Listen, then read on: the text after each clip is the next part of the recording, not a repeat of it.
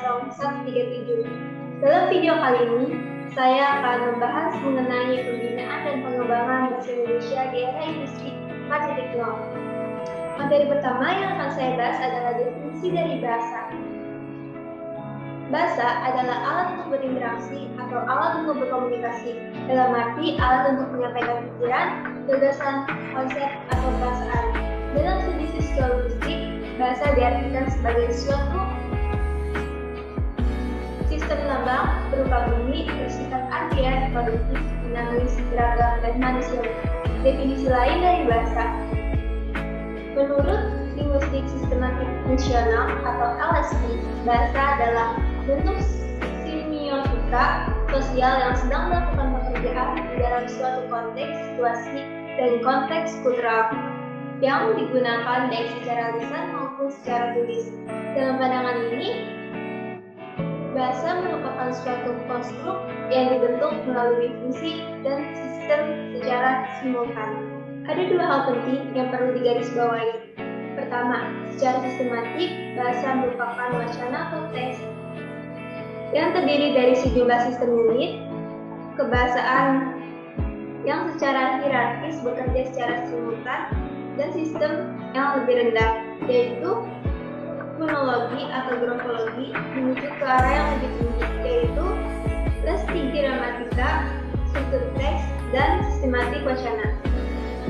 Selanjutnya, bahasa menurut Wibowo 2001 adalah sistem simbol bunyi yang memiliki makna dan memiliki artikulasi yang dihasilkan oleh alat ucap yang bersifat arbitrary dan konvensional yang telah digunakan sebagai alat untuk melakukan komunikasi oleh sekelompok manusia untuk menyampaikan perasaan dan pikiran.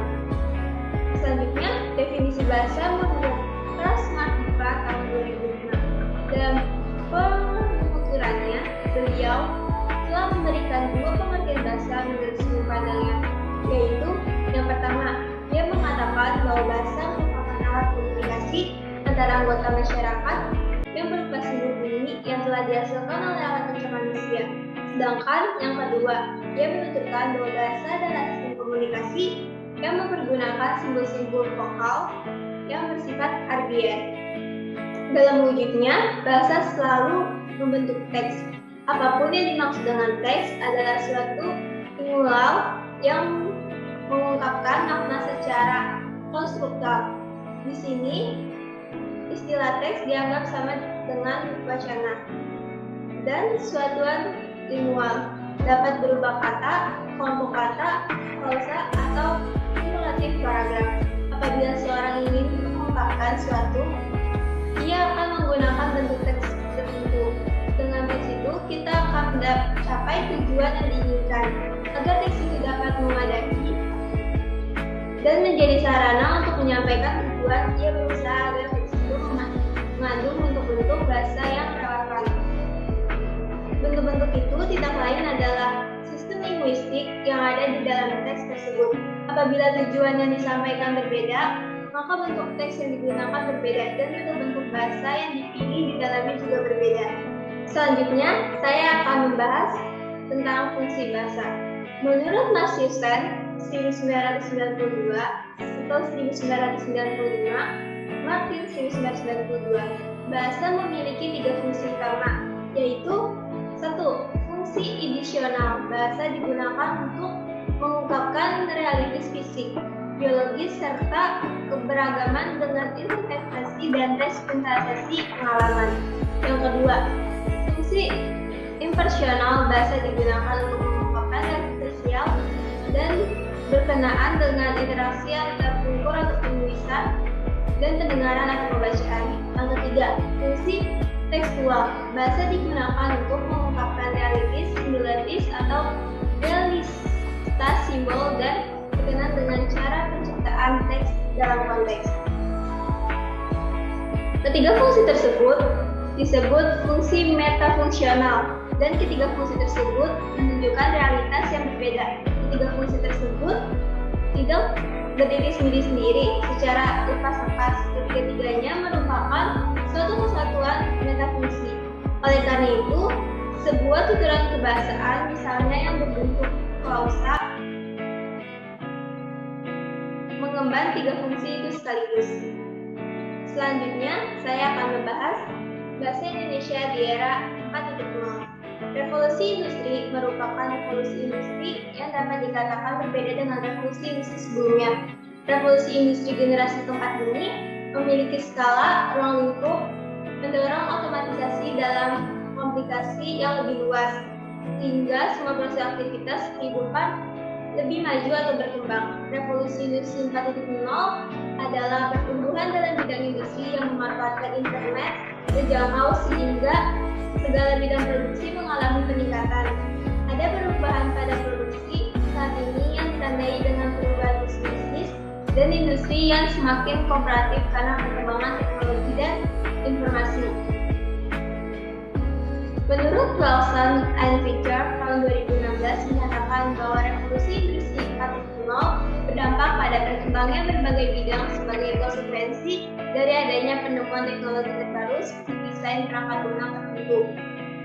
Swab tahun 2016 juga menambahkan bahwa dampak tersebut terjadi pada semua aspek, bukan hanya pada sistem kerjaan, melainkan juga siapa diri kita. Bahasa termasuk di dalamnya merupakan aspek yang berkenaan dengan identitas dari kita. Bahasa merupakan suatu alat yang digunakan untuk berkomunikasi pada manusia. Dari bahasa itulah kita dapat pemahaman apa yang sedang kita bicarakan. Sementara itu, era milenial yang ditandai dengan jangkauan informasi yang sangat luas membuat seorang mudah berinteraksi baik itu dalam negeri maupun luar negeri. Adanya perkembangan era milenial tidak terlepas dari kita esnes bahasa generasi milenial dan dorongan revolusi industri 4.0 yang membuat kita semakin bersaing di kancah internasional dan dapat memberikan keuntungan dalam meningkatkan taraf kehidupan suatu negara. Adanya kemajuan ini dilihat dari bidang industri yang mengubah cara kerja atau pandang manusia dengan otomatis atau digital melalui inovasi-inovasi yang dimiliki dan mampu berkembang pesat. Di era milenial seperti sekarang ini, media pembelajaran bukan hanya dari buku, tetapi bisa juga melalui internet maupun media sosial. Hal tersebut bisa disebut dengan e-learning di Indonesia. Meskipun e-learning masih diterapkan sebagai supporting tools dalam kegiatan belajar mengajar, akan tetapi penyebarannya sudah semakin luas dan semakin berkembang. Salah satu media sosial yang digemari saat ini adalah Instagram. Instagram digunakan sebagai tempat untuk berbagi foto, video, dan berbagai keterangan yang menarik. Instagram memiliki dampak positif dan negatif, khususnya dalam perkembangan bahasa Indonesia. Instagram bisa saja merusak bahasa Indonesia melalui akun-akun yang menggunakan bahasa-bahasa yang tidak sesuai dengan kaidah. Akan tetapi Instagram juga bisa membangun bahasa Indonesia ke arah yang lebih baik. Salah satu contoh penggunaan Instagram sebagai media pembelajaran bahasa yaitu akun @kantorbahasa_NTT. Setiap hari mengunggah konten-konten mengenai bahasa. Konten-konten tersebut bersifat konduktif terhadap perkembangan bahasa Indonesia. Konten tersebut biasanya berupa konten-konten baru di dalam KBBI yang sebelumnya belum pernah diketahui, khayal ramai atau hanya sedikit orang yang mengetahui. Kosakata tersebut yang di dalam pergaulan sehari-hari dipakai dalam konteks yang salah. Kosakata yang muncul di Instagram biasanya menjadi kosakata baru dalam bahasa Indonesia. Instagram juga menjadi media belajar bahasa melalui beberapa akun yang membagikan unggahan mengenai bahasa, khususnya bahasa Indonesia. Dapat disimpulkan bahwa Instagram tidak hanya berdampak destruktif terhadap perkembangan bahasa Indonesia, tetapi juga bersifat konduktif. Banyak akun-akun Instagram yang mengunggah konten-konten yang membangun bahasa Indonesia, seperti mengunggah tentang kesalahan berbahasa, penggunaan kosakata baru di dalam KBBI, dan lain sebagainya. Konten-konten di Instagram yang membangun bahasa tersebut dapat menjadi media pembelajaran bahasa Indonesia bagi khayal ramai, khususnya bagi generasi milenial yang sering menggunakan media sosial termasuk Instagram. Sekian presentasi dari saya, kurang lebihnya mohon maaf.